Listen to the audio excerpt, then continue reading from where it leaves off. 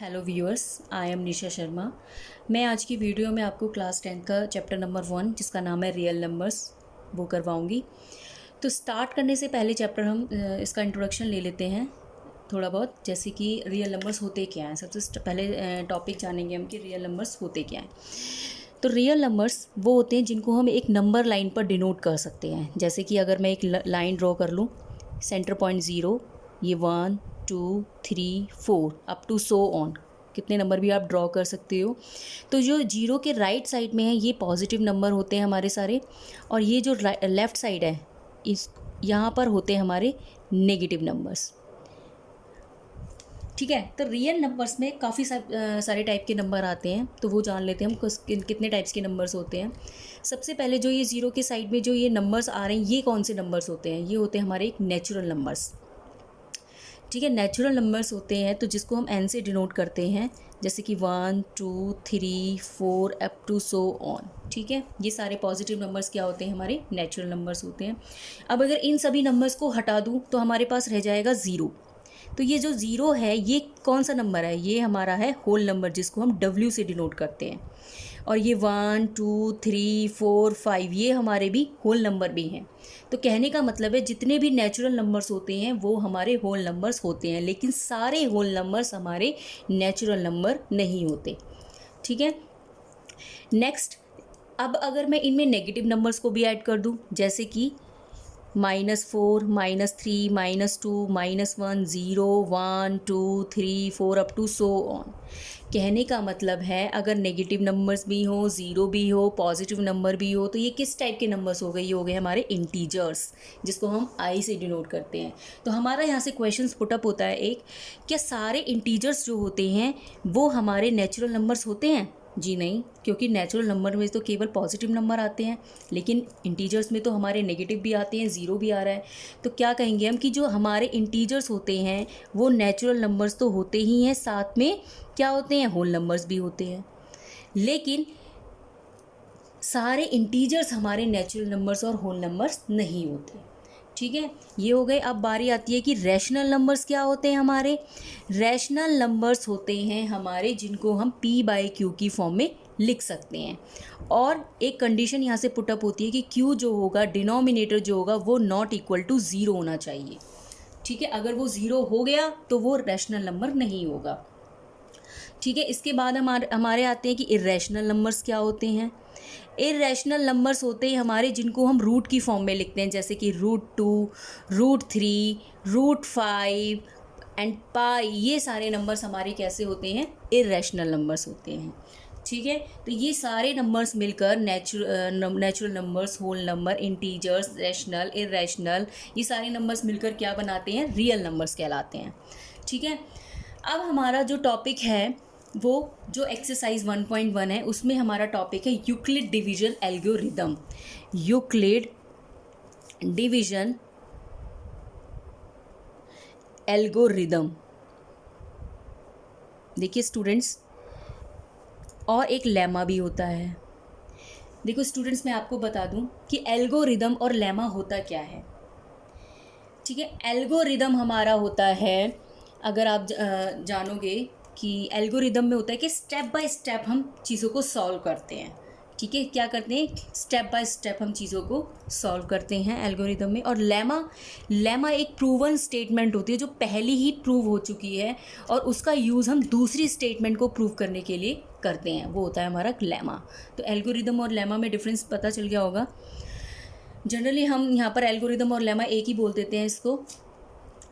अब इसका यूज़ क्यों हुआ? यूक्लिड डिवीजन एल्गोरिदम को यूज़ क्यों करते हैं? इसका यूज़ हम करते हैं टू कंप्यूट द एचसीएफ को फाइंड आउट करने के लिए हम यहाँ पर यूक्लिड डिवीजन एल्गोरिदम का यूज़ करेंगे। तो एचसीएफ क्या होता है? एचसीएफ होता है हमारा highest common factor. Highest common factor. अब बच्चों, आप जानते होंगे कि फैक्टर्स क्या होते हैं। फैक्टर्स मैं आपको बता दूं, किसी भी नंबर के पार्ट्स, जैसे कि अगर 12 का मैं बोलूं, 12 के फैक्टर्स क्या होंगे? 2 2 ज़ा 4, 2 टू ज़ा 4, 2 ज़ा 8 होता है हमें, लेकिन 12 के बनाने, ये तो 8 के हो गए, तो हम यहाँ पर 2 की जगह क्या लिख लेंगे 3। 2 टू ज़ा 4, 3 ज़ा 12। तो ये हो गए हमारे फैक्टर्स, सबसे छोटे, जितना छोटा फैक्टर हो सके वो करने होते हैं, हमें टुकड़े करने होते हैं एक तरीके से। तो 12 के यही हो सकते हैं, इसके अलावा तो और कोई नहीं हो सकते। अब अगर मेरे को बोला जाए, एक हमारा जो हम HCF निकालते थे छोटी क्लासेस में, वो प्राइम फैक्टराइजेशन मेथड से निकालते थे, कि जैसे 12 और मुझे 16 का निकालना है, तो हम क्या करते थे इस टाइप से, है ना, 2 6 ज़ा, 2 3 ज़ा, फिर 3 1 ज़ा, यहाँ पे 2 8 ज़ा, फिर 2 4 ज़ा, 2 2 ज़ा, और फिर हम क्या करते थे 12 इज इक्वल टू 2 इंटू 3, और फिर 16 is equal to 2 into 2 into 2 into 2। अब इसमें से कॉमन निकाल लो, ये आ रहा है और एक ये आ रहा है, तो कितने हो गए 2 इंटू 2 यानी 4 हमारा क्या हो गया, इसका हाईएस्ट कॉमन फैक्टर हो गया। लेकिन अब हमें यहाँ पर यूक्लिड डिवीजन एल्गोरिदम का यूज़ करना है कि वो होता क्या है। यूक्लिड डिवीजन एल्गोरिदम जनरली क्या होता है, अगर हमारा कोई ए पॉजिटिव इंटीजर है, A is a positive integer, अगर हमारा कोई ए है, ए नंबर है, वो पॉजिटिव इंटीजर है, ठीक है, तो हम क्या कह सकते हैं, A is equal to B Q plus में आर। कहने का मतलब क्या है, ये क्या है, ए हमारा सपोज क्या है, कोई नंबर है डिविडेंड, जैसे कि यहाँ पर जो होता है, आप मान लो 2 नंबर्स का निकाल रहा है ना हमें, तो जैसे कि आप कोई 2 नंबर ले लिया, हमने ले लिया, हम 2 नंबर लेकर चल रहे हैं अपनी तरफ से, कोई भी 2 नंबर आप ले सकते हो। सपोज़ आप ले लो 42 और 35 ले लो आप, ठीक है, या फिर कुछ भी ले लो आप, मैंने ले लिया 42 और 35। तो सबसे पहले डिवीजन एल्गोरिदम निकालने के लिए, लगाने के लिए हम क्या करेंगे, इन दोनों में से ये देखेंगे कि कौन सा नंबर बड़ा है। अगर इसको मैं ए मान लूँ और इसको बी मान लूँ, तो इनमें से बड़ा कौन सा है, ए बड़ा है, तो ए ग्रेटर देन बी। तो जो बड़ा होता है उसको हम क्या मानते हैं, डिविडेंड, और जो छोटा होता है वो होता है डिवाइज़र। तो यहाँ पर वही है कि ए डिविडेंड है और बी यहाँ पर क्या है, डिवाइज़र। तो यहाँ पर बी लिख दिया मैंने, डिवाइज़र, ठीक है। अब अगर मैं बी से ए को डिवाइड करूँगी, तो मेरा यहाँ पर ज़रूर कोई क्वेश्चन आएगा निकल के, तो बी को क्यू से करेंगे, यहाँ बी क्यू आ जाएगा और कोई ना कोई रिमाइंडर बचेगा। यही तो हम करते थे यहाँ से, जैसे कि मुझे 2 से 4 को डिवाइड करना है, तो 2 2 ज़ा 4, इनका मल्टीपल होता है, यहाँ पर 4 आता है, तो ऐसे ही इनका मल्टीपल होगा बी से क्यू को, बी क्यू आ गया यहाँ पर, और यहाँ पर रिमाइंडर 0, ऐसे यहाँ पर कोई ना कोई रिमाइंडर बचेगा। तो यहाँ पर यूक्लिड डिवीजन एल्गोरिदम क्या हो गई, dividend is equal to divisor into quotient plus में रिमाइंडर। तो डिविडेंड क्या है यहाँ पर, ए, डिवाइज़र क्या है, बी, क्वोशिएंट क्या है, क्यू, और रिमाइंडर हमारा आर। और एक कंडीशन क्या है इसके लिए, जो आर की वैल्यू होगी वो हमारी ग्रेटर देन इक्वल टू 0 और लेस देन जो होगी वो डिवाइज़र होगी। लेस देन क्या होगी, डिवाइज़र, और डिवाइज़र हमारा यहाँ पर क्या है, बी, ठीक है। तो ये हमारा यूक्लिड डिवीजन लेमा है, ये यूक्लिड डिवीजन क्या है, लेमा। अब अगर मैं HCF फाइंड आउट करूँ आपके 1.1 एक्सरसाइज में, जो क्वेश्चन नंबर फर्स्ट है उसका फर्स्ट पार्ट है 135 एंड 225 का हमें HCF फाइंड आउट करना है, तो हम कैसे निकालेंगे। तो सबसे पहले हम क्या करेंगे, इन दोनों नंबर में से ये देखेंगे कि कौन सा बड़ा और कौन सा छोटा है। तो 225 हमारा ग्रेटर देन है 135, तो यानी ये हमारा डिविडेंड हो गया और ये हमारा डिवाइज़र हो गया। तो 135 से हम 225 को डिवाइड करेंगे तो ये कितने पर जाएगा, 135 यहाँ पर आ जाएगा हमारा 90। अब जब तक डिवाइड करेंगे जब तक कि हमारी रिमाइंडर जो है आर की वैल्यू है वो 0 ना आ जाए, ठीक है।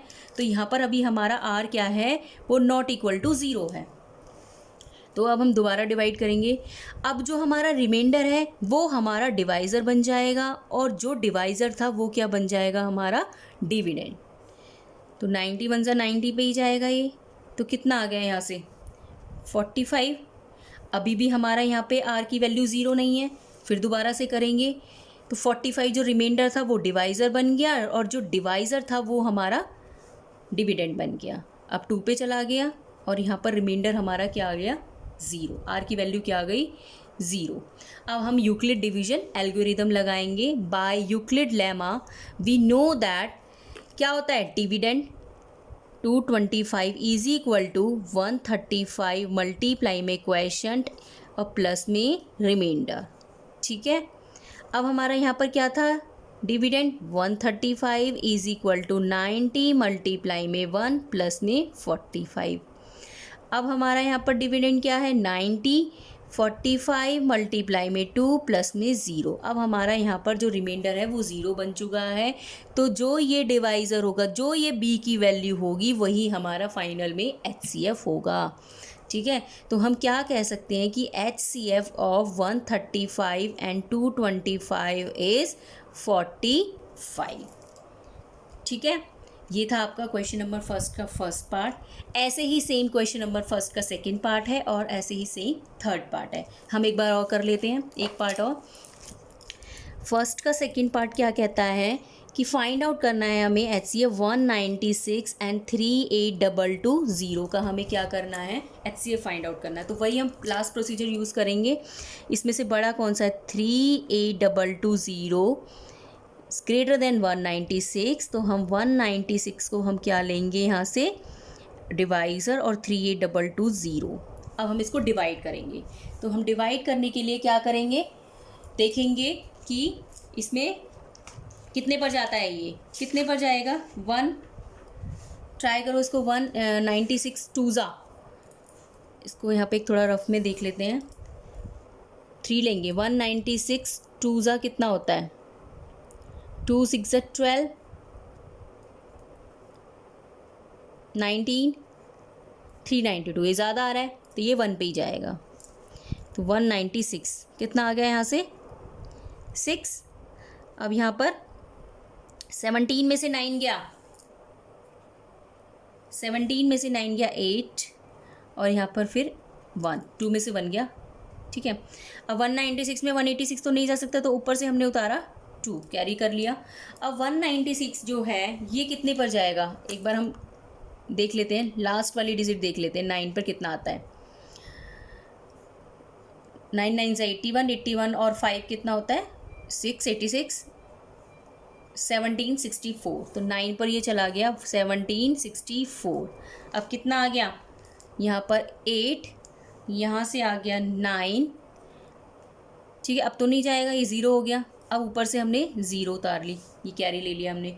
अब 0 ले लिया तो हमारा ये कितने पर जाएगा, 196 5 पर देख लेते हैं, क्योंकि 5 6 30 होता है और हमें 0 ही चाहिए पीछे। ठीक है, ये पूरा पूरा 5 पर जा रहा है। अब ये तो पूरा पूरा 0 ही आ गया यहाँ पे, तो रिमाइंडर, अब हमें आगे कुछ करने की ज़रूरत ही नहीं पड़ी।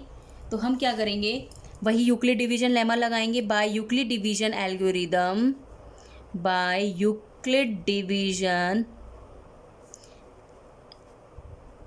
एल्गोरिदम से हम क्या जानते हैं कि डिविडेंड यानी 38220 is equal to divisor 196 into 195 plus में 0।